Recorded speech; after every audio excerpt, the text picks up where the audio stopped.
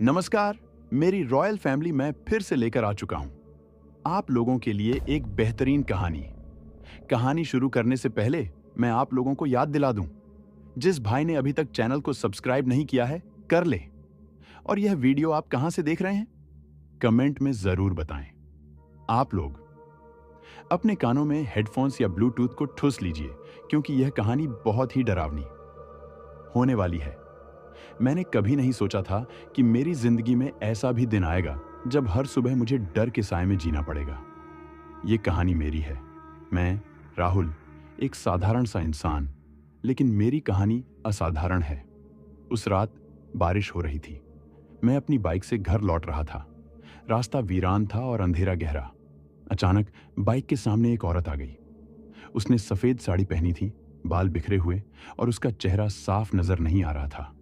मैंने तुरंत ब्रेक लगाया, लेकिन जैसे ही मैं उसे देखने के लिए मुड़ा, वह गायब हो गई। मैंने इसे अपनी थकान समझकर नजरअंदाज किया और घर पहुंच गया। लेकिन जैसे ही मैंने दरवाजा खोला, मुझे महसूस हुआ कि कोई मेरे पीछे खड़ा है। मैं पलटा, लेकिन वहां कोई नहीं था।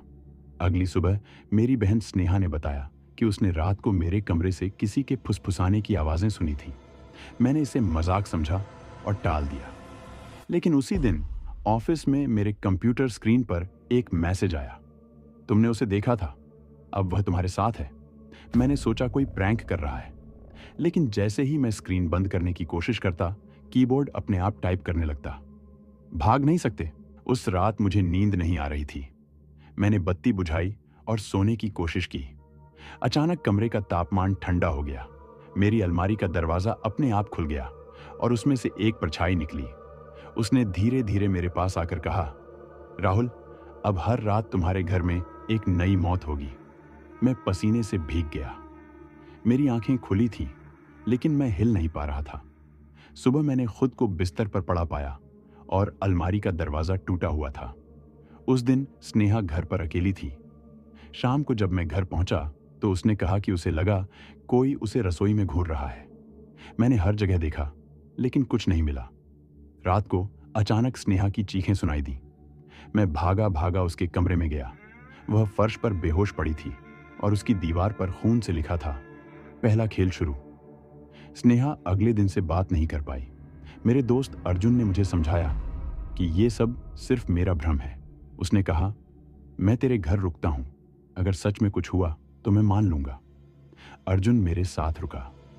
आधी रात को उसे लगा कि कोई उसके बाल खींच रहा है। उसने जैसे ही पलट कर देखा, उसकी गर्दन के चारों तरफ गहरे लाल निशान बन गए। अर्जुन चिल्ला रहा था, राहुल, ये सच है, ये हमें नहीं छोड़ेगी। अब मैं पूरी तरह से टूट चुका था। हर रात एक नई घटना, एक नई मौत। मैंने एक तांत्रिक बुलाया।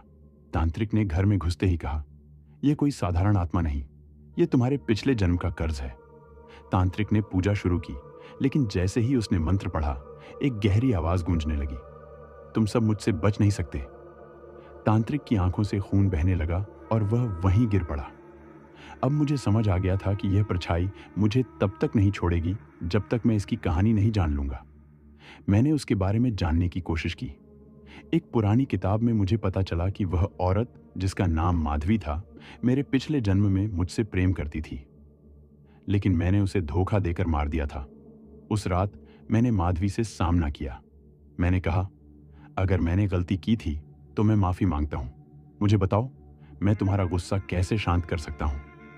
माधवी की परछाई ने कहा, मुझे चाहिए वही जो तुमने मुझसे छीन लिया, तुम्हारी जिंदगी।